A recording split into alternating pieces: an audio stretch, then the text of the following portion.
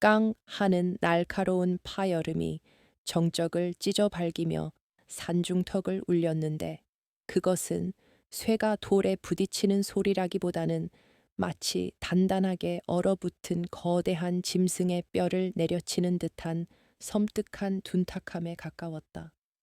만석의 소나귀로 찌릿한 진동이 타고 올라와 어깨 죽지까지 저릿하게 만들었으나 그가 비명을 지르며 뒷걸음질 친 이유는 손의 통증 때문이 아니라 곡괭이 끝이 박힌 바위 틈에서 꿀렁거리며 솟구쳐 오르는 검붉은 액체 때문이었다. 해가 뉘엿뉘엿 넘어가며 드리운 주홍빛 노을 탓에 흙탕물처럼 보일 수도 있었지만 만석의 코끝을 훅 끼치고 들어오는 비릿하고 역겨운 냄새는 그것이 분명 땅속에 흐르는 물줄기가 아니라 짐승 혹은 사람의 피라는 것을 웅변하고 있었다. 땀으로 범벅이 된 만석의 등골로 서늘한 소름이 돋아났고 그는 덜덜 떨리는 손으로 곡괭이 자루를 놓치며 바닥에 주저앉고 말았는데 이보시오 마름 어른 저것 좀 보시오 바위에서 피가 솟아납니다. 하고 외치는 그의 목소리는 공포에 질려 갈라지고 있었다. 그러나 그 순간 만석의 등 뒤에서 들려온 것은 걱정이나 두려움이 섞인 목소리가 아니라 탐욕에 절어 걸걸해진 최 부자의 호통 소리뿐이었으니 그는 뒷짐을 진 채 거드름을 피우며 다가와서는 이놈아, 해가 아직 중천에 걸려 있는데 벌써부터 요령을 피우는 것이냐. 내 너를 쌀 새 가마니에 사 왔을 때는 소처럼 일만 하라고 데려왔지. 헛것을 보고 계집애처럼 비명을 지르라고 데려온 줄 아느냐. 하며 만석의 어깨를 지판기로 쿡 찔렀다.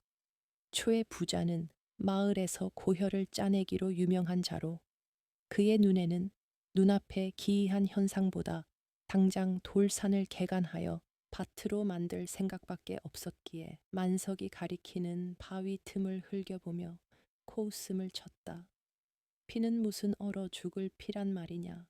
이 산에 철분이 많아 붉은 녹물이 나오는 것을 가지고 호들갑을 떨기는 썩 일어나 곡괭이질을 하지 못할까 하고 소리치는 초의 부자의 눈동자는 붉게 흐르는 액체를 보면서도 기이하게 번들거렸는데 그것은 공포가 아니라 혹시나 땅 밑에 묻혀 있을지 모르는 금맥에 대한 미친 듯한 기대감이었다. 만석은 억울하고 무서워 눈물이 핑 돌 지경이었지만 며칠 전 병든 노모의 약값과 밀린 소장료를 갚기 위해 스스로 최부자 댁의 머슴으로 팔려오던 나를 떠올리며 이를 악물고 다시 곡괭이를 집어들 수밖에 없었다. 사실 이 사는 마을 사람들 사이에서 귀곡산 구이쿠산이라 불리며 낮에도 짐승조차 얼씬거리지 않는 흉지 중의 흉지로 알려져 있었는데 10년 전 큰 홍수가 났을 때 떠내려온 시체들이 이 산자락에 걸려 썩어갔다는 소문부터 비가 오는 밤이면 땅 속에서 아이 우는 소리가 들린다는 흉흉한 전설까지 도는 곳이었다. 초의 부자는 오로지 땅값이 헐하다는 이유 하나만으로 이 흉산을 사들여 밭으로 일구겠다 선언했고 마을 장정들이 모두 기겁하며 도망칠 때 빚에 쪼들린 만석만이 유일하게 이 죽음의 작업에 투입된 것이었다. 만석이 다시금 떨리는 팔에 힘을 주어 바위를 내려치자 이번에는 쿵 하는 소리와 함께 땅바닥 자체가 마치 살아있는 생물의 뱃가죽처럼 울렁거렸고 그 진동은 만석의 발바닥을 타고 올라와 심장까지 요동치게 만들었다. 마님, 이건 예사일이 아닙니다요. 방금 땅이 울었습니다. 이 산은 건드려서는 안 되는 곳입니다요. 제발 오늘 작업은 여기서 멈추시지요. 만석이 사색이 되어 애원했으나 최 부자는 오히려 눈을 부라리며 지팡이를 높이 쳐들고는 내 놈이 기어이 몽둥이 찜질을 당해야 정신을 차리겠느냐. 땅이 울린다는 건 그 밑에 빈 공간이 있다는 뜻이고 빈 공간이 있다는 건 옛날 양반들이 숨겨둔 보물단지나 금괴가 묻혀 있을 수도 있다는 뜻이다. 당장 더 깊이 파지 못할까 하고 고래고래 고함을 질렀다. 최 부자의 탐욕은 이미 이성을 마비시킨 지 오래였고 그는 흐르는 붉은 물이 자신의 비단신을 적시는 것조차 개의치 않은 채 만석을 독촉했다. 만석은 저주받은 운명을 한탄하며 다시금 곡괭이를 들어 올렸는데 그때 붉은 피가 솟구치던 바위 틈이 쩍하고 갈라지며 썩은 달걀 냄새와 오래된 곰팡내 그리고 비릿한 소의 냄새가 뒤섞인 악취가 확 풍겨나와 두 사람의 코를 찔렀다. 그 악취는 단순히 불쾌한 정도를 넘어서 맞는 순간 머리가 어지럽고 속이 메스꺼워지는 도끼와도 같았으나 초의 부자는 콧구멍을 벌름거리며 오히려 그 냄새를 들이마시는 기행을 보였다. 킁킁 이것 보아라. 이것은 예사흙 냄새가 아니다. 분명 오래 묵은 무언가가 이 밑에 있다. 만서가 저 틈을 더 벌려 보아라. 내 만약 거기서 금붙이 하나라도 나온다면 내 놈의 빚을 절반, 아니 삼할은 탕감해 주마.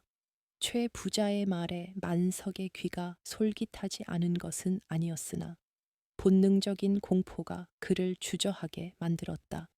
해는 이미 서산으로 넘어가 주위는 어둑어둑해지기 시작했고 앙상한 나뭇가지들은 마치 귀신의 손가락처럼 바람에 흔들리며 기괴한 그림자를 만들어내고 있었는데 산 아래 마을에서는 개 짖는 소리 하나 들리지 않는 기이한 정막만이 감돌고 있었다. 만석이 머뭇거리는 사이 최 부자는 참지 못하고 직접 만석의 손에서 곡괭이를 빼앗아 들더니 미친 사람처럼 바위 틈을 후려치기 시작했다. 비켜라. 이 멍청한 놈 복이 굴러들어와도 발로 차는 놈 같으니라고 내 직접 확인하고야 말겠다.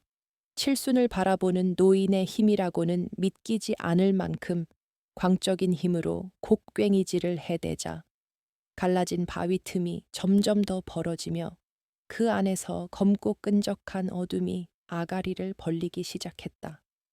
쩌저적 하는 소리와 함께 바위가 완전히 부서져 내리자 그 밑에 숨겨져 있던 흙구덩이가 드러났는데 흙의 색깔은 일반적인 황토색이 아니라 불에 탄 재처럼 검고 푸석푸석해 보였다. 최 부자는 숨을 헐떡이며 그 구덩이 안을 들여다보았고 만석 또한 홀린 듯 그 옆으로 다가가 시선을 고정했는데 그 순간 구덩이 깊은 곳에서 스으 스으 하는 바람 빠지는 소리 같기도 하고 누군가의 억눌린 신음 같기도 한 소리가 들려왔다.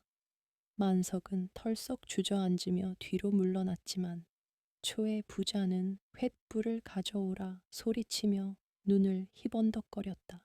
불을 밝혀라. 어서 내 눈으로 똑똑히 봐야겠다. 만석이 떨리는 손으로 미리 준비해둔 송진 횃불에 불을 붙여 구덩이 안쪽으로 들이밀자 일렁이는 불빛 아래 드러난 것은 금은 보화가 아니었다.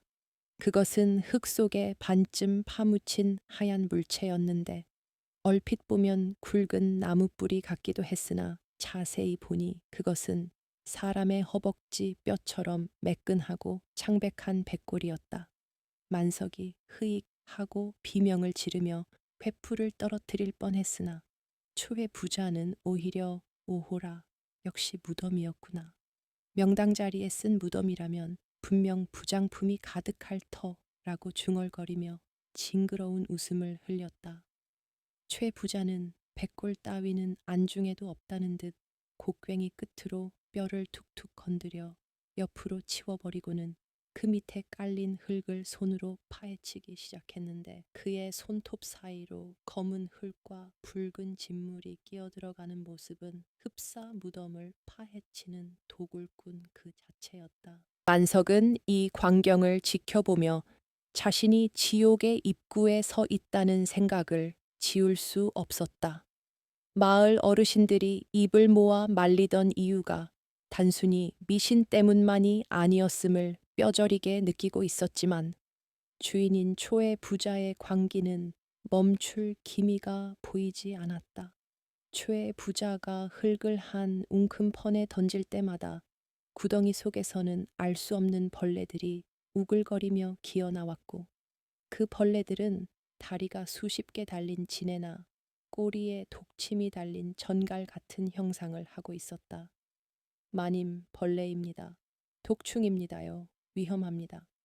만석이 다급하게 외치며 최 부자의 옷자락을 잡아 끌었으나, 최 부자는 이깟 벌레가 대수냐, 저기 저 반짝이는 것이 보이지 않느냐 하며 만석을 뿌리쳤다. 최 부자가 가리키는 곳, 흙과 백골이 뒤섞인 혼돈의 바닥에는 정말로 미세하게 반짝이는 금속성의 광채가 보였는데, 그것은 횃불의 빛을 받아 요사스럽게 빛나고 있었다. 그것을 본 초의 부자는 이성을 완전히 상실하고 구덩이 속으로 뛰어들 기세였으나, 만석은 본능적으로 위험을 감지하고 온몸을 던져 추위 부자의 허리를 감싸 안아 말렸다. 놓거라 노후란 말이다. 저게 다 내 것이다. 최 부자가 발버둥을 치며 만석의 머리채를 잡아뜯고 주먹으로 등을 내리쳤지만, 만석은 짐승 같은 울음소리를 내며 버텼다. 바로 그 순간 구덩이 안쪽 벽면이 와르르 무너져 내리며 거대한 흙더미가 쏟아졌고, 만약 만석이 초의 부자를 잡지 않았더라면 그는 꼼짝없이 생매장을 당했을 것이었다. 먼지가 가라앉고 횃불을 다시 비추었을 때 무너진 흙더미 사이로 드러난 것은 반짝이던 금속 조각이 아니라 거대한 돌로 만들어진 인공적인 구조물의 일부분이었다. 그것은 마치 집채만한 크기의 석관 뚜껑처럼 보였는데, 표면에는 붉은색 안료로 알 수 없는 부적 같은 문양들이 어지럽게 그려져 있었다. 최 부자는 흙투성이가 된 얼굴로 헐떡거리면서도 그 석관을 보자마자 입이 귀에 걸리도록 찢어지며 웃음을 터뜨렸다. 하하하, 보아라, 내 말이 맞지 않느냐. 저런 거창한 돌덩이로 막아놓은 것을 보니 필시 왕족의 무덤이거나 대단한 거부의 묘가 틀림없다, 만석아. 오늘 밤 우리는 떼부자가 되는 것이다. 그러나 만석의 눈에는 그 석관이 보물창고가 아니라 지옥문을 막고 있는 마개처럼 보였고, 석관 표면에 그려진 붉은 문양들이 마치 살아서 꿈틀거리는 핏줄처럼 느껴져 숨조차 제대로 쉴 수 없었다. 바람이 멈추고 주위의 공기가 무겁게 가라앉자 어디선가 끼익 끼익 하는 소리가 들려왔는데, 그것은 숲속의 나무가 흔들리는 소리가 아니라 석관 안쪽에서 누군가가 손톱으로 돌을 긁어대는 소리처럼 명확하고 소름 끼치게 들려왔다. 최 부자는 그 소리마저 무시한 채 곡괭이를 다시 치켜들었고, 만석은 절망적인 눈빛으로 밤하늘을 올려다 보았으나 달빛조차 구름에 가려져 칠흑 같은 어둠만이 그들을 내려다보고 있을 뿐이었다. 그날 밤 만석은 뜬 눈으로 밤을 지새우다시피 하다가 새벽녘이 되어서야 곤비한 몸을 뉘었는데, 잠이 들자마자 칠흑 같은 어둠이 그를 덮쳐 눌렀다.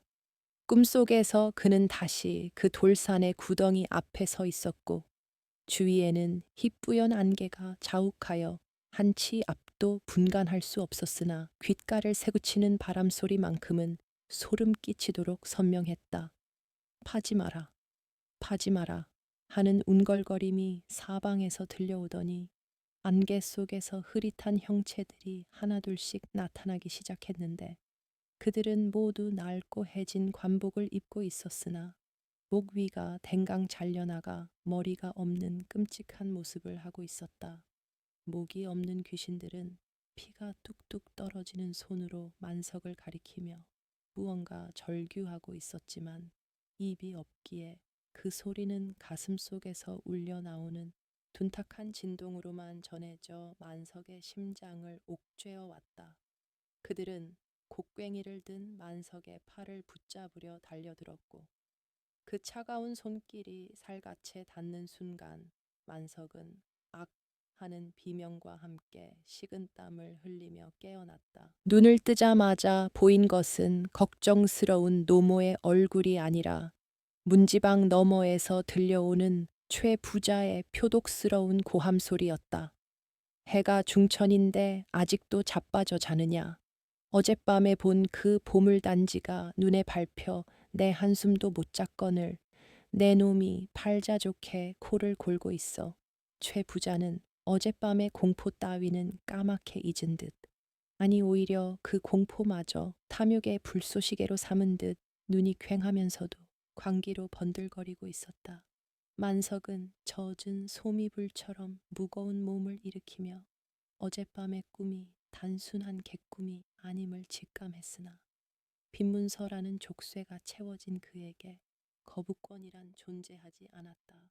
마당으로 나서자 최 부자는 이미 인부 몇 명을 더 구해와 있었는데 그들은 마을 사람이 아니라 어디서 흘러들어왔는지 모를 행사액이 남루한 떠돌이들이었다.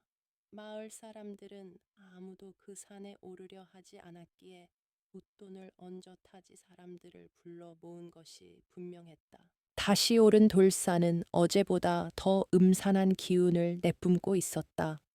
어제 파헤쳐 놓은 구덩이 주변에는 밤새 죽은 까마귀 떼가 수북하게 쌓여 있었는데 짐승이 물어뜯은 흔적도 없이 그저 툭 하고 떨어져 죽은 듯한 모양새가 불길하기 짝이 없었다. 최 부자는 재수 업계실이 아침부터 죽은 새끼들이 널려 있어 하며 지팡이로 까마귀 시체들을 구덩이 밖으로 쳐내버리고는 인부들에게 작업을 지시했다. 자, 오늘 안으로 저 돌덩이의 정체를 밝혀내야 한다. 저 밑에 묻힌 것이 금괴라면 너희들에게도 섭섭지 않게 떼어줄 테니 뼈가 부서져라. 땅을 팔아. 돈 냄새를 맡은 떠돌이 인부들은 침을 꿀꺽 삼키며 곡괭이를 들었지만 만석은 어제 보았던 석관의 붉은 문양이 눈앞에 아른거려 발길이 떨어지지 않았다. 작업이 시작되자마자 기이한 현상은 다시 벌어졌다. 흙을 한 사 퍼낼 때마다 땅속에서는 시궁창 썩은 냄새보다 더 역한 마치 오래된 시체가 지식여진 듯한 악취가 진동을 했다.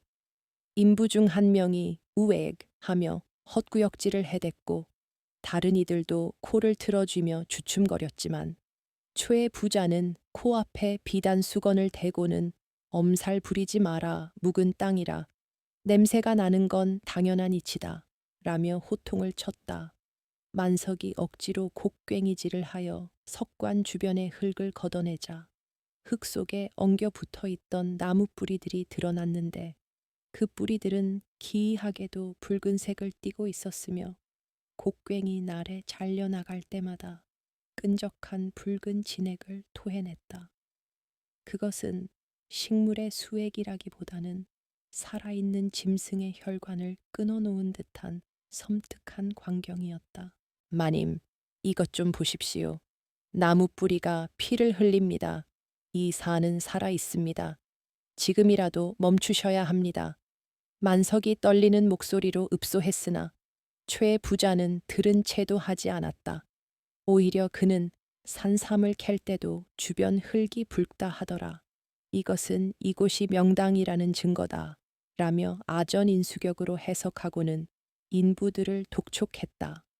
해가 머리 위로 솟아오를 무렵 산 아래 마을에서 한 여인이 헐레벌떡 뛰어 올라왔는데 그녀는 최 부자 집의 부엌일을 돕는 갯동네 어미였다. 그녀는 사색이 되어 울먹이며 소리쳤다. 마님 큰일 났습니다요.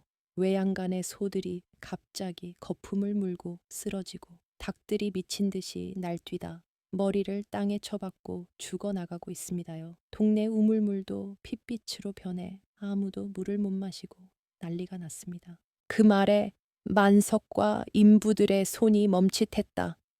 마을의 가축들이 이유 없이 죽어나간다는 것은 산신의 노여움을 샀다는 명백한 징조였다. 인부들 사이에서 이거 진짜 귀신 들린 산 아니야. 돈이고 뭐고 난 못하겠소 하는 수군거림이 퍼져나갔다. 그러나 초회 부자의 반응은 냉혹하기 그지없었다. 그는 지팡이를 들어 갯동네 어미의 어깨를 후려치며 소리 질렀다. 재수 없는 소리 하지 마라. 날이 더워 짐승들이 더위를 먹은 것이지. 무슨 귀신 타령이냐. 내년이 이를 게을리하여 짐승들을 굶겨 죽이고는 핑계를 대는 것이냐. 갯동네 어미가 비명을 지르며 쓰러지자 만석이 참다 못해 앞을 막아섰다. 마님 너무하십니다. 짐승이 죽고 우물이 핏빛이 되었다지 않습니까? 이건 하늘이 보내는 경고입니다. 제발 욕심을 거두십시오. 이 천한 놈이 어디서 감히 주인의 앞길을 막느냐. 최 부자는 눈이 뒤집혀 만석의 뺨을 세차게 올려 붙였다. 짝 하는 소리와 함께 만석의 고개가 돌아갔고 입가에서는 피가 흘러내렸다. 내 놈의 빚이 얼마인지 잊었느냐. 네, 어미 약값으로 들어간 돈이 집 한 채 값이다. 내 오늘 저 석관을 열어 보물을 확인하기 전에는 아무도 이 산을 내려갈 수 없다. 도망치는 놈은 내 관에 고발하여 추노꾼을 풀어서라도 잡아다가 다리를 분질러 놓을 것이다. 최 부자의 서슬퍼런 협박에 떠돌이 인부들은 겁에 질려 다시 곡괭이를 들 수밖에 없었다. 만석은 터진 입술을 닦아내며 억눌린 분노와 슬픔을 삼켰다. 병든 노모만 아니었다면 당장이라도 곡괭이를 집어던지고 도망쳤겠지만 그에게는 선택지가 없었다. 다시 작업이 재개되자 석관의 모습이 점차 온전히 드러나기 시작했다. 그것은 길이만 10척이 넘는 거대한 검은 돌덩어리였는데 표면은 매끄럽게 다듬어져 있었으나 세월의 흔적으로 인해 군데군데 이끼와 붉은 곰팡이가 스을어 있었다. 인부들이 석관 뚜껑의 흙을 완전히 걷어내자 뚜껑 중앙에 새겨진 기이한 문자들이 햇빛을 받아 불길하게 번쩍였다. 그것은 조선의 글자도 중국의 한자도 아니었으며 마치 지렁이가 기어가듯 구불구불한 형상의 고대 문자였다. 만석은 글자를 읽을 줄 몰랐으나 그 문자를 보는 순간 머리가 깨질 듯이 아파오고 가슴이 답답해지는 것을 느꼈다. 마치 그 글자들이 살아서 뇌 속을 파고드는 것만 같았다. 마님, 여기 글귀가 있습니다. 그를 조금 아는 인부 하나가 덜덜 떨며 말했다. 최 부자가 다가가 눈을 가늘게 뜨고 들여다 보았으나 그 역시 해독할 수 없는 글자였다. 하지만 그는 짐짓 않은 채를 하며 코웃음을 쳤다. 흥, 이것은 필시 잡귀의 접근을 막는 부적일 터. 안에 귀한 것이 들어있으니 이렇게 요란하게 막아놓은 것 아니겠느냐. 최 부자는 탐욕에 눈이 멀어 그 문양이 경고가 아닌 봉인이라는 사실을 애써 외면하고 있었다. 그때 석관 틈새에서 다시금 스휘 스휘 하는 소리가 들려왔다. 어제보다 훨씬 더 크고 명확한 소리였다. 그리고 이번에는 그 소리에 섞여 희미한 사람의 말소리 같은 것이 들리는 듯했다. 열지 마라. 굶주림이 온다. 만석은 쏘스라치게 놀라 주위를 둘러보았으나 다른 인부들은 그저 귀를 후비며 무슨 바람소리가 이리 요상해 라고 할 뿐 그 말소리를 듣지 못한 눈치였다. 오직 만석의 귀에만 그 저주 섞인 속삭임이 들려오고 있었다. 그것은 꿈속에서 보았던 머리 없는 귀신들의 목소리와 똑같았다. 만석은 온몸의 털이 곤두서는 공포를 느끼며 최 부자에게 다가가려 했으나 최 부자는 이미 석관 뚜껑의 틈새에 쇠지렛대를 꽂아넣고 있었다. 자, 다들 여기에 달라붙어라. 지렛대를 눌러 이 뚜껑을 들어 올리는 것이다. 하나, 둘, 셋 하면 힘을 쓰는 거야. 인부들이 머뭇거리며 쇠지렛대에 매달렸다. 만석도 얼떨결에 떼밀려 지렛대 끝을 잡았지만 그의 손은 사시나무 떨듯 떨리고 있었다. 하나 둘 셋. 최 부자의 구령과 함께 장정 다섯이 젖먹던 힘까지 짜내어 지렛대를 눌렀다. 끽끽끽끽 쇳소리와 돌이 갈리는 소리가 고막을 찢을 듯 울려 퍼지며 수백 년, 아니 수천 년 동안 닫혀있던 석관의 뚜껑이 미세하게 들썩거렸다. 그 틈이 아주 조금 손가락 하나 들어갈 정도로 벌어진 순간 그 안에서 검은 연기 같은 것이 피어오르며 주위의 공기가 급격하게 차가워졌다. 한여름의 뙤약볕 아래였음에도 불구하고 만석의 입에서는 하얀 입김이 뿜어져 나왔다. 됐다, 열린다, 조금만 더. 최 부자는 광희에 차서 소리쳤다. 그러나 만석은 보았다. 그 벌어진 틈 사이로 칠흑 같은 어둠 속에서 붉게 충혈된 수십 개의 눈동자가 이쪽을 쏘아보고 있는 것을, 그리고 그 틈새에서 흘러나오는 냄새는 더 이상 단순한 썩은 내가 아니라 살아있는 생명을 거부하는 죽음 그 자체의 냄새였다. 만석은 본능적으로 지렛대에서 손을 떼고 뒷걸음질 쳤다. 안 됩니다. 닫아야 합니다. 저건 보물이 아닙니다. 만석의 외침에 인부들이 동요하며 힘을 빼자 들렸던 뚜껑이 다시 쿵 하고 닫혔다. 최 부자는 경노하여 들고 있던 지팡이로 만석의 머리통을 후려갈겼다. 이 빌어먹을 놈이 다 된 밥에 재를 뿌려 내 놈이 정녕 죽고 싶은 개냐.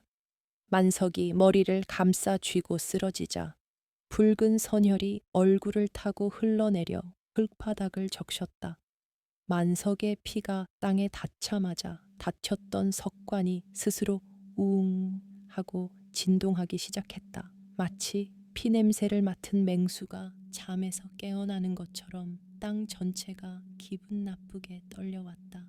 초의 부자는 그 진동조차 보물이 나오려는 징조라 믿으며 미친 듯이 웃어제꼈다. 하하하, 보아라. 산신령도 나의 정성에 감복하여 문을 열어주려는 모양이다. 다시 들어라. 이번에는 반드시 연다.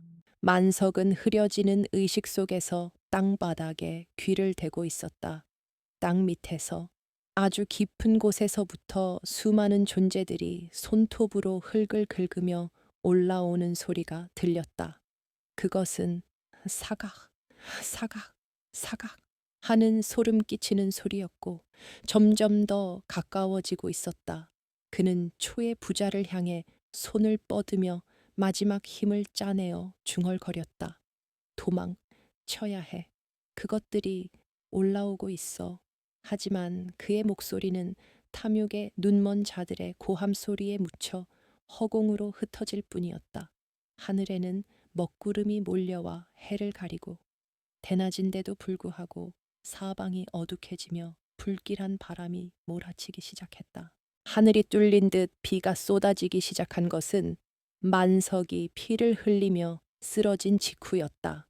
그것은 태지를 적시는 생명의 단비가 아니라 마치 하늘이 이 불경한 행위를 보며 진노하여 뱉어내는 타액과도 같은 끈적하고 차가운 폭우였다. 우르릉 쾅 하는 천둥 소리가 귀곡산의 능선을 타고 내려와 고막을 찢을 듯 울려 퍼졌고 번개가 칠 때마다 칠흑 같은 어둠 속에 잠겨 있던 돌산의 기괴한 형상이 번뜩이며 드러났다. 사라지기를 반복했다. 빗줄기는 얼마나 거세고 매서운지 살갗에 닿을 때마다 따끔거리는 통증을 유발했고 금세 바닥의 흙을 곤죽으로 만들어 인부들의 발목을 잡아 끌었다. 붉은 흙탕물이 계곡을 타고 흘러내리는 모습은 흡사산 전체가 피를 토하며 울부짖는 것과 같았으나 최 부자의 광기 어린 탐욕은 이 폭풍우조차 막을 수 없었다. 쉬지 마라. 비가 온다고 손을 놓는 놈은 내 당장 요절을 낼 것이다. 비가 오면 흙이 물러지니 파내기 더 좋지 않으냐. 어서 밧줄을 걸어라. 최 부자는 갓이 벗겨져 비를 쫄딱 맞은 생쥐꼴을 하고서도 눈에서는 푸른 안광을 뿜어내며 미친 사람처럼 날뛰었다. 그는 자신의 비단옷이 진흙투성이가 되는 것 따위는 안중에도 없었고 오직 반쯤 드러난 그 검은 석관을 여는 데에만 혈안이 되어 있었다. 인부들은 미끄러운 진흙 바닥에서 넘어지고 자빠지면서도 최 부자의 매질이 두려워 굵은 동아줄을 가져와 석관 뚜껑에 돌출된 부분에 올가매기 시작했다. 만석은 흐릿해지는 의식 속에서 그 광경을 지켜보며 신음했다. 머리에서 흐른 피가 빗물과 섞여 눈을 가렸지만 그의 눈에는 인부들의 뒤편으로 어른거리는 검은 그림자들이 보였다. 그것들은 빗줄기 사이를 유영하듯 떠다니며 키득키득 웃고 있는 것만 같았다. 안 돼! 멈춰! 만석이 진흙탕 속에 처박힌 채 손을 뻗어 허공을 휘저었으나 그의 목소리는 포구 소리에 묻혀 누구에게도 닿지 않았다. 그때 번개가 쾅 하고 내리꽂히며 석관 바로 옆에 고목나무를 때렸다. 불타오르는 나무의 섬광 덕분에 어둠에 잠겨 있던 석관의 윗면이 대낮처럼 환하게 밝혀졌는데 그 순간 만석은 보았다. 빗물에 씻겨 내려간 석관 뚜껑 위로 아까는 흙에 덮여 보이지 않던 붉은 글씨들이 선명하게 드러난 것이다. 그것은 단순히 새겨진 것이 아니라 돌의 핏줄처럼 붉은 광물로 상감되어 있어 물을 머금자 마치 갓 흘린 피처럼 붉게 빛나고 있었다. 글을 모르는 만석이었지만 그 붉은 글씨를 보는 순간 머릿속으로 누군가가 속삭이는 듯한 환청이 들려왔다. 이 문을 여는 자 영원히 굶주리리라. 살아서도 굶고 죽어서도 굶주리니 천년의 허기가 풀려나리라. 그것은 경고였다.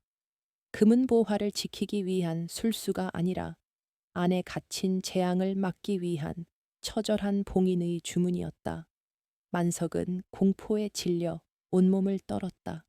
저 안에 있는 것은 보물이 아니었다. 그것은 굶주림 그 자체였다. 과거 흉년에 굶어 죽은 원혼들이거나 혹은 탐욕으로 인해 악귀가 된 자들을 가둬놓은 감옥이 분명했다. 마님 저 글씨를 보십시오. 빛처럼 붉게 빛납니다. 저건 저주입니다. 인부 중 한 명이 기겁하며 뒷걸음질 쳤다. 그제야 초의 부자도 석관 위의 글씨를 발견했다. 그러나 그의 반응은 예상 밖이었다. 그는 붉게 빛나는 글씨를 보며 오히려 탐욕스러운 침을 흘렸다. 오, 보아라, 글씨조차 붉은 보석으로 박아놓았구나. 겉면이 이리 화려한데 안에는 얼마나 엄청난 보물이 들어있겠느냐. 저 글씨를 파내기만 해도 쌀 수십 가마니는 살 것이다. 최 부자의 눈에는 저주라는 글자가 보이지 않았다. 오직 돈이 될 만한 물건으로만 보일 뿐이었다. 그는 두려움에 떠는 인부들을 향해 쇠지렛대를 휘두르며 고함쳤다. 당장 당겨라. 이 줄을 당겨 뚜껑을 열면 내 너희들에게 저 붉은 보석 글씨를 떼어주마. 보석이라는 말에 흔들린 인부들이 다시 밧줄을 잡았다. 가난과 굶주림에 지친 그들에게 당장의 공포보다 무서운 것은 내일의 끼니였다. 영차 빗속에서 인부들의 거친 숨소리와 기합소리가 울려 퍼졌다.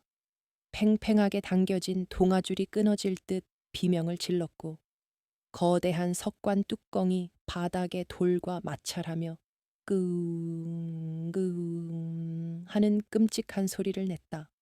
그것은 마치 지옥의 문이 억지로 열리며 내는 비명소리 같았다.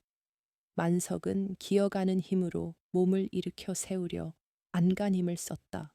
막아야 했다.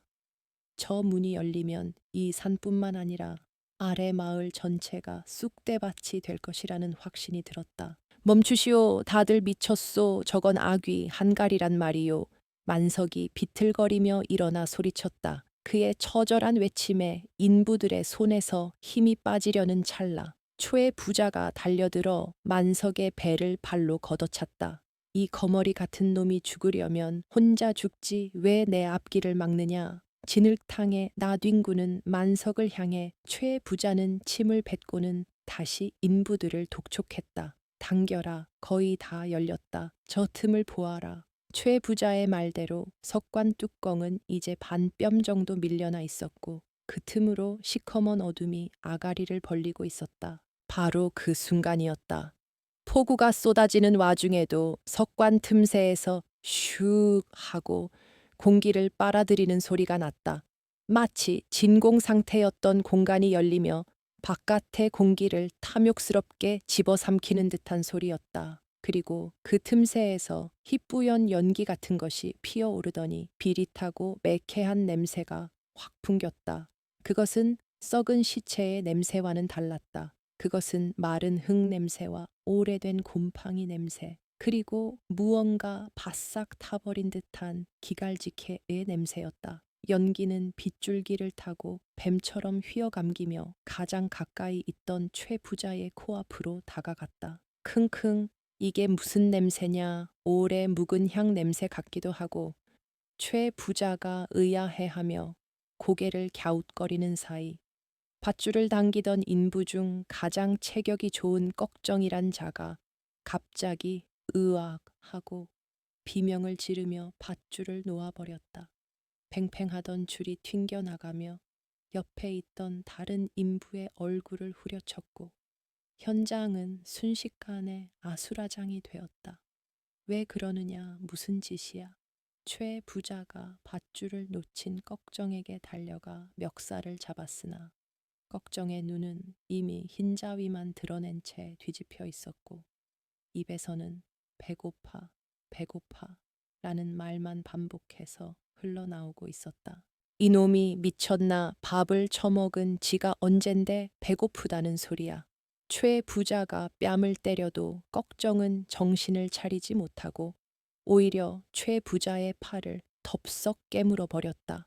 아, 이 미친놈이. 최 부자가 비명을 지르며 팔을 빼내자 살점이 뜯겨나가 피가 솟구쳤다. 피 냄새가 퍼지자 멍하니 서 있던 다른 인부들의 눈빛도 이상하게 변하기 시작했다. 그들의 초점 없는 눈동자가 일제히 최 부자의 상처난 팔을 향했고 입가에는 질질 침이 흐르고 있었다. 그것은 인간의 눈빛이 아니라 먹이를 노리는 짐승, 아니 굶주림에 미쳐버린 아귀의 눈빛이었다. 만석은 공포에 질려 뒷걸음질 쳤다. 석관에서 나온 그 희뿌연 연기가 사람들의 코로 들어가 뇌를 지배하고 있는 것이 분명했다. 그 영이는 허기라는 저주를 전염병처럼 퍼뜨리고 있었다. 도망쳐야 해. 여기 있으면 다 잡아먹혀. 만석은 본능적으로 깨달았다. 저들은 지금 배가 고픈 것이 아니라 영혼이 굶주리고 있는 것이었다. 아무리 먹어도 채워지지 않는 지옥의 갈증이 시작된 것이다. 최 부자는 자신의 팔을 감싸쥐고 뒷걸음질 치며 네 이놈들, 내가 누군지 아느냐. 감히 주인을 알아보지 못하고 하며 호통쳤으나 이미 이성을 잃은 인부들에게 통할 리 만무했다. 으르렁. 인부들이 짐승 같은 소리를 내며 최 부자를 향해 좁혀오기 시작했다. 그때 석관의 뚜껑이 쿠궁 하는 소리와 함께 스스로 더 크게 열렸다. 인부들의 힘이 아니라 안에서 무언가가 밀어낸 것이었다. 그리고 그 안에서 들려오는 소리는 수만의 벌레들이 기어다니는 소리 같기도 하고 수많은 사람들이 동시에 밥을 달라고 아우성치는 소리 같기도 했다. 밥을 다오, 고기를 다오. 그 소리는 귀로 들리는 것이 아니라 뼛속을 파고드는 한기로 다가왔다. 최 부자는 그제야 사태의 심각성을 깨닫고 비명을 지르며 만석 쪽으로 도망쳐 왔다. 만석아, 막아라. 저놈들이 미쳤다. 나를 뜯어먹으려 한다. 평소의 위세는 온데간데 없고 살려달라고 매달리는 초의 부자의 꼴은 추하기 그지없었다. 만석은 초의 부자를 뿌리치고 싶었으나 등 뒤에서 들려오는 바스락 소리에 고개를 돌렸다. 석관 안에서 무언가가 기어나오고 있었다. 그것은 금은보화가 아니었다. 붉은색 등껍질을 가진 손가락만한 크기의 지네들이었다. 한두 마리가 아니었다. 마치 붉은 파도처럼 수만 마리의 지네떼가 석관을 넘쳐 흘러 쏟아져 나오고 있었다. 지네다 붉은 지네야, 만석이 소리쳤다. 그 지네들은 일반적인 지네가 아니었다. 머리 부분에 사람의 얼굴 같은 기묘한 형상이 새겨져 있었고 턱은 쇠도 씹어먹을 듯 날카로웠다. 지네떼는 빗물에 씻겨 내려가며 사방으로 퍼져나갔고 그중 일부는 넋을 잃고 서 있는 인부들의 다리를 타고 기어 올라갔다. 인부들은 고통도 느끼지 못하는 듯 멍하니 서서 지네에게 살을 파먹히면서도 여전히 배고파 만을 중얼거리고 있었다. 이 지옥 같은 광경 속에서 만석의 머릿속에 번개처럼 스치는 생각이 있었다. 이놈들은 음습한 것을 좋아하니 불을 무서워할 것이다. 만석은 주위를 둘러보았다. 빗속이라 횃불은 다 꺼져 있었지만 아까 번개를 맞아 불타고 있는 고목나무가 보였다. 비가 억수같이 쏟아지는데도 나무 속의 불씨는 기이하게 꺼지지 않고 연기를 내뿜고 있었다. 만석은 초의 부자의 멱살을 잡고 흔들었다. 정신 차리시오. 살고 싶으면 전 암으로 뛰어야 합니다. 불만이 살 길입니다. 그러나 최 부자는 공포와 탐욕 그리고 쇼크로 인해 다리가 풀려 주저앉고 말았다. 그의 시선은 여전히 쏟아져 나오는 진의 때 뒤편 석관 안쪽에 처박혀 있었다. 그 진의 때가 비켜난 자리에 정말로 황금빛이 번쩍이는 무언가가 보였기 때문이었다. 죽음이 코앞에 닥쳤는데도 황금을 보자마자 눈이 뒤집히는 최부자의 모습에 만석은 전율했다. 금이다. 저기 금이 있어. 내 것이다. 최부자는 만석의 손을 뿌리치고 지네떼가 우글거리는 석관을 향해 기어갔다. 마님 안 됩니다. 죽습니다. 만석이 말릴 새도 없이 초의 부자는 지네떼 속으로 손을 집어넣었다. 그 순간 수천 마리의 붉은 지네들이 일제히 초의 부자의 몸을 타고 기어오르기 시작했다. 우와!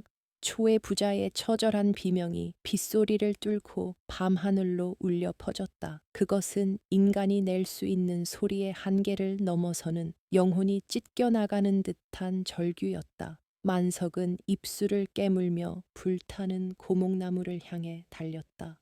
살아야 했다. 살아서 이 지옥을 막아야 했다. 그의 뒤로 붉은 진의 떼가 파도처럼 밀려오고 있었다. 타닥타닥 타오르는 고목나무의 불길은 쏟아지는 폭우 속에서도 꺼지지 않고 기이한 생명력으로 붉은 혀를 날름거리고 있었다. 만석이 미친 듯이 달려가 벼락 맞은 나무의 굵은 가지 하나를 꺾어 들었을 때 그의 손바닥은 화상을 입을 듯 뜨거웠지만 공포에 질린 심장보다 뜨겁지는 않았다. 그가 횃불처럼 타오르는 가지를 휘두르며 뒤를 돌아보았을 때 눈앞에 펼쳐진 광경은 이승의 것이라고는 믿을 수 없는 생지옥 그 자체였다. 최 부자의 처절했던 비명소리는 어느새 뚝 끊겨 있었고 대신 꾸르륵 꾸르륵 하는 젖은 거품 소리만이 빗소리에 섞여 들려오고 있었다. 만석이 떨리는 손으로 횃불을 높이 쳐들자 어둠 속에 잠겨있던 초의 부자의 모습이 희미하게 드러났는데 그 장면을 본 만석은 숨을 들이키다 사레가 들려 캑캑거릴 수밖에 없었다. 그곳에는 더 이상 사람인 초의 부자가 존재하지 않았다. 바닥에 쓰러진 그의 몸은 수만 마리의 붉은 지네들에게 완전히 뒤덮여 꿈틀거리는 붉은 고치처럼 변해 있었다.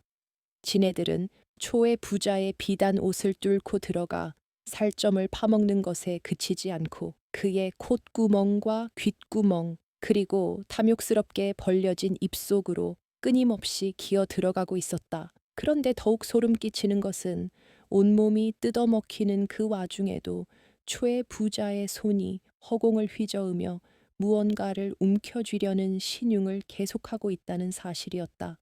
돈, 내 돈, 금이다. 목구멍이 지네로 가득 차 말이 되어 나오지 못하는 쉰소리가 그의 터진 입술 사이로 새어나왔다. 죽음의 문턱을 넘으면서도 탐욕을 놓지 못하는 그 모습은 석관에서 풀려난 굶주림이라는 저주가 얼마나 지독한 것인지를 뼈저리게 보여주고 있었다. 마님, 어찌하여 만석은 공포와 연민이 뒤섞인 눈빛으로 그 참혹한 최후를 바라보았지만 감상에 젖어 있을 시간이 없었다. 최 부자를 덮쳤던 지네떼의 일부가 방향을 틀어 유일하게 살아있는 생명체인 만석을 향해 사각사각 소리를 내며 몰려오기 시작했기 때문이다. 붉은 물결이 진흙 바닥을 타고 밀려오자 만석은 이를 악물고 불타는 나뭇가지를 바닥에 내리치며 위협했다. 오지 마라, 이 징그러운 것들아, 다 태워 죽일 테다. 불이 닿은 곳에 빗물이 치익 하고 증발하며 뜨거운 김을 내뿜자 습기를 좋아하는 지네들이 기겁하며 몸을 비틀고 뒤로 물러섰다. 역시 불이 약점이었다. 하지만 산 넘어 산이라고 했던가 지네들을 막아내는 사이 등 뒤에서 섬뜩한 인기척이 느껴졌다. 크으. 짐승의 으르렁거림 같은 소리에 만석이 획 돌아보자 넋이 나갔던 인부들이 어느새 그를 포위하고 있었다. 꺽정을 비롯한 5명의 장정들은 눈동자가 완전히 뒤집혀 흰자위만 보였고 입게는 피 섞인 침을 질질 흘리고 있었다. 그들의 몸에도 이미 몇 마리의 지네가 달라붙어 살을 파고들고 있었으나 그들은 고통을 느끼기는커녕 오직 눈앞에 먹이인 만석만을 갈구하는 아귀가 되어 있었다. 밥, 고기, 내놔. 꺽정이 솥뚜껑만 한 손을 뻗어 만석의 목을 조르려 달려들었다. 만석은 잽싸게 몸을 숙여 피했지만 꺽정의 손톱이 어깨를 세우치며 옷이 찢겨 나갔다. 힘이 장사였던 꺽정이 이성을 잃고 덤벼드니 그 위력은 황소와도 같았다. 만석은 횃불을 휘둘러 꺽정의 얼굴을 견제하려 했으나 굶주림에 미친 그들에게는 불에 대한 공포조차 남아있지 않은 듯했다. 다른 인부 한 명이 만석의 허리춤을 붙잡고 늘어지자 만석은 중심을 잃고 진흙탕에 뒹굴었다. 이거 놔 제발 정신 차리게. 만석이 발버둥치며 인부의 정강이를 걷어찼지만 뼈가 부러지는 소리가 났음에도 인부는 아랑곳하지 않고 만석의 팔뚝을 깨물려 들었다. 그 순간 만석의 뇌리에 번뜩이는 생각이 스쳤다. 이들이 미친 것은 석관에서 나온 연기와 몸에 붙은 진해 때문이었다. 그렇다면 저 진해를 떼어내면 제정신이 돌아올지도 몰랐다. 만석은 전 먹던 힘을 다해 자신을 깔고 앉은 인부를 밀쳐내고 손에 쥐고 있던 횃불을 인부의 팔에 붙어 있는 지네에게 갖다 대었다. 지지직 살타는 냄새와 함께 지네가 비명을 지르듯 몸을 비틀며 톡 터져 죽자 인부가 으악 하고 고통스러운 비명을 지르며 뒤로 나자빠졌다. 고통을 느낀다는 것은 감각이 돌아왔다는 증거였다. 불이다 불로 지져야 산다. 만석은 일어나 소리치며 달려드는 꺽정의 목덜미에 붙어 꿈틀거리는 지네를 향해 횃불을 찔러 넣었다. 꺽정이 괴성을 지르며 길길이 날뛰었지만 만석은 멈추지 않고 횃불을 휘둘러 인부들의 몸에 붙은 지네들을 하나둘씩 태워버렸다. 불꽃이 닿을 때마다 지네들은 붉은 진물을 터뜨리며 죽어나갔고 그 연기를 마신 인부들은 구토를 하며 쓰러졌다. 우엥 내가 왜 이러지? 꺽정이 시커먼 핏덩이를 토해내며 정신을 차린 듯 멍하니 중얼거렸다. 정신이 드나 지금 넋 놓고 있을 때가 아니네. 저걸 보게 만석이 가리킨 곳에는 끔찍한 광경이 펼쳐지고 있었다. 최부자를 완전히 삼켜버린 진의 떼가 이제는 거대한 하나의 덩어리가 되어 마치 살아있는 붉은 뱀처럼 꿈틀거리며 석관 밖으로 더 많은 동족들을 불러내고 있었다.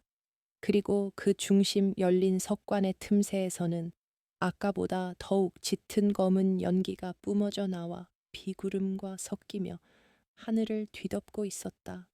그 영희 속에서 희미하게 비치는 것은 금은보화가 아니었다. 그것은 앙상하게 뼈만 남은 수백 구의 해골들이 서로 뒤엉켜 있는 참혹한 무덤의 내부였다. 그리고 그 해골들의 중심에는 붉은 관복을 입고 있으나 머리가 없는 거대한 유골이 옥으로 만든 밥그릇, 즉 옥발 유보을 품에 안고 앉아 있었다. 그 옥발 안에서는 끊임없이 붉은 진해들이 솟아나고 있었다. 그것이 바로 저주의 원천이었다. 끝없는 탐욕과 채워지지 않는 허기가 형상화된 그릇. 만석은 직감했다. 저 뚜껑을 다시 닫지 않으면 오늘 밤 이 산을 넘어 마을 전체가 지네들의 먹이가 될 것이고 조선 팔도가 굶주림의 저주로 뒤덮일 것이라는 것을 저 뚜껑을 닫아야 해 어서 만석이 소리쳤지만 갓 정신을 차린 인부들은 공포에 질려 오줌을 지리며 뒷걸음질만 칠 뿐이었다. 미쳤어. 저길 어떻게 가. 난 갈 거야. 도망갈 거라고. 한 인부가 울부짖으며 산 아래로 뛰기 시작했다. 그러나 그가 몇 발자국 못 가서 어둠 속에서 날아온 붉은 그림자가 그의 발목을 낚아챘다. 지네들이 뭉쳐서 만든 촉수 같은 것이었다. 살려줘 비명과 함께 그는 순식간에 어둠 속으로 끌려 들어갔고 뼈가 으스러지는 소리만이 되돌아왔다. 도망쳐도 죽는다. 싸워서 닿지 않으면 다 죽어. 만석의 절규에 꺽정이 덜덜 떨며 물었다. 어떻게 저 벌레들을 뚫고 어떻게 가. 만석은 손에 든 횃불을 꽉 쥐었다. 비는 여전히 쏟아지고 있었지만 그의 눈빛은 불길보다 더 뜨겁게 타오르고 있었다. 기름이다. 꺽정자네. 아까 챙겨온 횃불용 기름통이 어디 있나. 꺽정이 등 뒤에 메고 있던 가죽통을 가리켰다. 만석은 그것을 낚아채며 결단에 찬 목소리로 말했다. 내가 길을 열겠네. 자네들은 쇠지렛 대를 찾아서 내가 신호를 하면 저 뚜껑을 밀어버리게. 알겠나? 꺽정과 남은 인부 2명은 만석의 기세에 눌려 고개를 끄덕였다. 이것이 마지막 기회였다. 만석은 숨을 깊이 들이쉬고는 기름통에 마개를 따서 자신의 옷과 횃불에 들이부었다. 그리고 남은 기름을 입에 한가득 머금었다. 그는 불타는 인간 횃불이 될 각오로 지네떼가 우글거리는 석관을 향해 질주했다. 우와! 만석이 짐승 같은 기합을 내지르며 달려들자 지네떼가 그를 감지하고 촤 하는 소리와 함께 파도처럼 일어섰다. 거대한 붉은 벽이 앞을 가로막는 순간 만석은 머금고 있던 기름을 횃불을 향해 푸 하고 뿜어냈다. 화르륵 거대한 화염이 폭발하듯 뿜어져 나가며 진의 때의 벽을 강타했다. 빗줄기조차 뚫어버리는 맹렬한 불길에 지네들이 타닥타닥 타들어가며 길을 텄다. 그 틈을 타 만석은 석관 바로 앞까지 뛰어들었다. 그리고 손에 들고 있던 기름통을 석관 안, 그 저주받은 옥발을 향해 던져 넣고는 횃불을 따라 던졌다. 이거나 먹어라. 지옥의 불맛이다. 쾅 옥발 주변에서 기름이 폭발하며 석관 내부는 순식간에 불바다가 되었다. 음습한 어둠 속에 웅크리고 있던 지네들과 원혼들이 불길에 휩싸이자 끼에 하는 귀를 찢는 비명이 터져 나왔다. 그것은 벌레의 소리가 아니라 수천 명의 사람이 동시에 지르는 고통의 비명이었다. 지네들이 혼비백산하여 석관 안쪽으로 숨어들거나 밖으로 튀어나가며 대열이 무너졌다. 지금이야 밀어 만석이 목이 터져라 외쳤다. 불길의 열기에 얼굴이 익어가는 고통을 참으며 그는 쇠지렛대를 석관 뚜껑의 틈새에 끼워 넣었다. 꺽정과 인부들도 죽기 살기로 달려들어 지렛대에 매달렸다. 으라차차 거대한 근육들이 터질 듯 부풀어 올랐다. 탐욕을 위해 열대는 그리도 무겁던 돌덩이가 살고자 하는 그리고 마을을 지키고자 하는 절박한 의지 앞에서는 깃털처럼 아니 여전히 청은망은 무거웠지만 움직이기 시작했다. 끼기기 쿵 석관 뚜껑이 밀려나며 반쯤 닫혔다. 하지만 틈새로 뻗어나온 거대한 지네의 다리 하나가 뚜껑을 막아서며 버티고 있었다.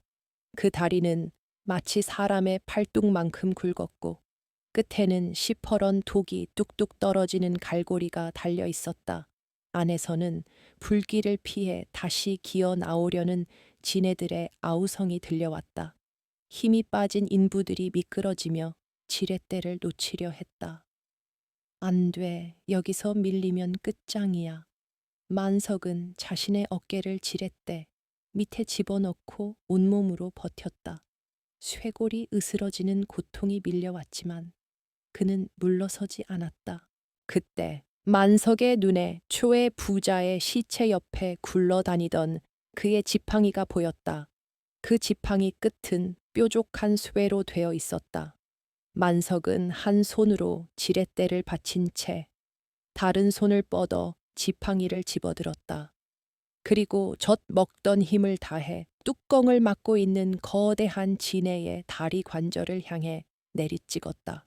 죽어라. 푸슉 쇠끝이 지네의 껍질을 뚫고 들어가자 놈이 고통에 몸부림치며 다리를 움츠렸다. 그 찰나의 순간 만석이 외쳤다. 눌러 꺽정과 인부들이 동시에 체중을 실어 지렛대를 눌렀다. 쾅! 마침내 거대한 석관의 뚜껑이 제자리로 돌아와 닫혔다. 둔탁한 굉음과 함께 땅이 울렸고 틈새로 뿜어져 나오던 검은 연기와 불길이 일순간에 차단되었다. 석관이 닫히자마자 밖에 나와 있던 지네들은 마치 줄이 끊어진 인형처럼 바닥에 툭툭 떨어지더니 순식간에 검은 재로 변해 빗물에 씻겨 내려갔다. 최 부자의 시체를 덮고 있던 지네들도 마찬가지로 부서져 내렸고 남은 것은 뼈만 앙상하게 남은 초의 부자의 처참한 유골뿐이었다. 하늘을 찢을 듯 울리던 천둥 소리가 잦아들고 억수같이 쏟아지던 빗줄기도 점차 가늘어지기 시작했다. 고요가 찾아왔다. 거친 숨소리만이 감도는 정막 속에서 만석은 쇠지렛대를 잡은 채 바닥에 주저앉았다. 그의 손은 화상과 상처로 엉망이었고 온몸은 진흙과 피범벅이었지만 그는 살아 있었다. 그리고 굳게 닫힌 석관 위로 빗물에 씻긴 붉은 글씨가 다시 한번 서늘하게 빛나고 있었다. 탐욕이 문을 열고 희생이 문을 닫는다. 만석은 그 글귀를 멍하니 바라보다가 빗물 섞인 눈물을 흘리며 고개를 떨구었다. 곁에 있던 꺽정이 다가와 만석의 어깨를 감싸 안았다. 살았네. 자네 덕분에 우리가 살았어. 살아남은 자들의 흐느낌이 빗소리와 함께 산자락을 적셨다. 그러나 만석은 알고 있었다. 이것은 끝이 아니었다. 이 저주받은 땅을 진정으로 잠재우기 위해서는 아직 해야 할 일이 남아 있었다. 폭풍우가 휩쓸고 지나간 다음 날 아침 귀곡산의 능선 위로 떠오르는 태양은 유난히도 붉고 찬란했다. 밤새 천지를 뒤흔들던 천둥과 비바람은 거짓말처럼 사라지고 산중에는 기이할 정도의 적막만이 감돌고 있었다. 빗물에 씻겨 내려간 산비탈은 붉은 속살을 드러내고 있었으나 더 이상 피냄새는 나지 않았다. 대신 젖은 흙내음과 풀향기 그리고 새벽의 서늘한 공기가 폐부 깊숙이 새으며 들었다. 만석은 퉁퉁 부어오른 눈을 비비며 몸을 일으켰다.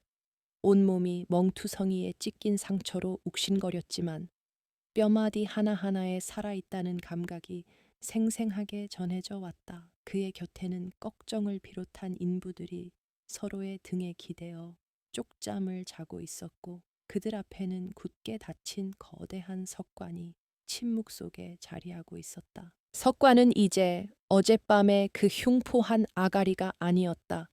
비에 씻겨 붉은 진흙이 덮인 그 모습은 그저 산의 일부인 양 덤덤해 보였으나 만석은 알고 있었다. 저 칠흑 같은 돌덩이 아래 천년 묵은 굶주림과 탐욕이 숨죽인 채 잠들어 있다는 것을 그는 절뚝거리는 다리를 이끌고 석관 주변을 돌며 흩어진 돌들을 모아 틈새를 메우기 시작했다. 누가 시키지 않았음에도 이것은 살아남은 자가 마땅히 치러야 할 의무이자 숭고한 의식과도 같았다. 잠에서 깬 꺽정과 다른 인부들도 말없이 일어나 만석을 도왔다. 그들의 눈빛에는 더 이상 어제의 광기나 공포가 서려 있지 않았고 대신 죽음의 문턱을 함께 넘은 자들만이 공유할 수 있는 깊은 유대감과 경외심이 담겨 있었다. 이복에 저기 꺽정이 조심스럽게 가리킨 곳에는 앙상하게 남은 백골 한 구가 진흙탕 속에 반쯤 파묻혀 있었다. 최부자였다. 한때 마을의 모든 땅을 소유하고 떵떵거렸던 위세는 온데간데 없고 이제는 이름 모를 들짐승의 사체보다 못한 꼴로 나뒹굴고 있는 그의 모습은 인생무상 렌셩 우창 그 자체였다. 인부 중 하나가 침을 뱉으려 하자 만석이 고개를 저으며 말렸다. 그러지 말게. 산 사람은 살았고 죽은 자는 말이 없는 법일세. 그 욕심이 그를 집어삼켰으니 그 죗값은 이미 목숨으로 치르지 않았는가.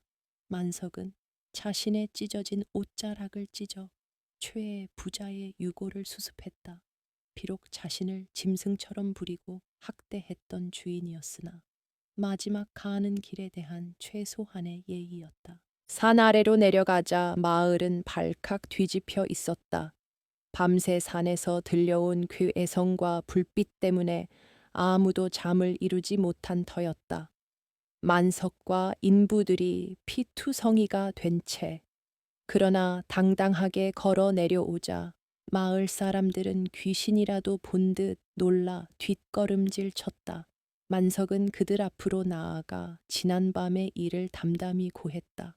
석관의 정체와 초의 부자의 최후, 그리고 닫힌 지옥문에 대해서 이야기를 듣는 내내 마을 노인들은 탄식을 뱉었고 아낙네들은 가슴을 쓸어내렸다.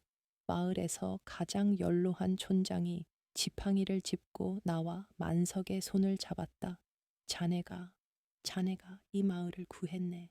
그 돌산은 예부터 아귀골리라 하여 굶어 죽은 귀신들이 모이는 곳이라 절대 건드리지 말라 했던 곳이었네. 최 부자의 욕심이 화를 불렀으나 자네의 의로움이 재앙을 막았구려. 최 부자의 장례는 조촐하게 아니 초라하게 치러졌다. 그의 집안은 이미 기울기 시작하고 있었다. 가장이 객사했다는 소문이 돌자마자 빚쟁이들이 들이닥쳐 가산을 압류했고 평소 그의 악행에 치를 떨던 소장농들은 아무도 그를 위해 울어주지 않았다. 최 부자의 아들들은 유산을 두고 다투다 뿔뿔이 흩어졌고 고대 광실 갔던 기와집은 흉가가 되어갔다. 그러나 만석의 운명은 정반대로 흘러갔다. 최 부자가 죽음으로써 빈문서는 사라졌고 마을 사람들은 만석을 생명의 은인이라 부르며 십시일반으로 쌀과 돈을 모아주었다.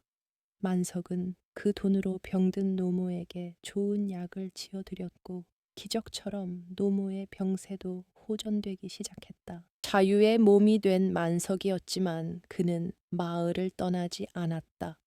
아니, 오히려 사람들이 모두 기피하는 그 돌산, 귀곡산으로 매일같이 올라갔다. 곡괭이 대신 묘목을 지게에 지고서 사람들은 미쳤다고 수군거렸지만 만석의 생각은 확고했다. 저주를 누르는 것은 부적이나 굿이 아니다. 생명이다. 죽음의 땅을 생명의 땅으로 바꿔야만 저 아귀들이 영원히 잠들 것이다. 그는 최부자가 파헤쳐 놓은 흉한 구덩이들을 흙으로 정성껏 메우고 그 위에 소나무와 잣나무, 참나무를 심었다. 바위 틈에서 피가 솟구치던 자리에는 붉은 꽃이 피는 영산홍을 심어 원혼들을 달랬다. 비가 오나 눈이 오나 만석은 산을 올랐다. 처음에는 황무지 같던 돌산에 하나둘씩 푸른 점이 박히기 시작하더니 계절이 바뀌고 해가 거듭될수록 그 점들은 선이 되고 면이 되어 산 전체를 초록빛으로 물들여갔다. 만석의 땀방울이 떨어진 자리마다 나무 뿌리가 단단하게 흙을 움켜쥐었고 그 뿌리들은 마치 땅속의 석관을 옭아매는 쇠사슬처럼 저주가 다시는 밖으로 나오지 못하도록 봉인하는 역할을 했다. 숲이 우거지자 떠나갔던 산짐승들이 돌아왔다. 다람쥐가 뛰놀고 새들이 지저귀기 시작하자 음산했던 귀신 울음소리는 자연의 노래로 바뀌었다. 마을의 우물물은 다시 맑아졌고 가축들은 살이 올랐다. 사람들은 이제 그 산을 귀곡산이 아닌 만석산 완실산이라 부르기 시작했다. 만 개의 돌이 있던 산이 아니라 만석이 살려낸 산이라는 뜻이었다. 세월은 유수와 같이 흘러 어느덧 40년이라는 시간이 지났다. 이제 백발이 성성한 노인이 된 만석은 숲지기 오두막 마루에 앉아 자신이 일궈낸 울창한 숲을 바라보고 있었다. 그의 곁에는 칠순을 훌쩍 넘긴 나이에도 여전히 우직한 친구로 남은 꺽정이 막걸리 잔을 기울이고 있었다. 허허, 이복의 만석이 저 나무들 좀 보게나. 저게 다 자네 손끝에서 나온 것 아니던가. 옛날에 최부자가 찾던 보물이 땅속에 있다더니 알고 보니 땅 위에 있었구만 그래.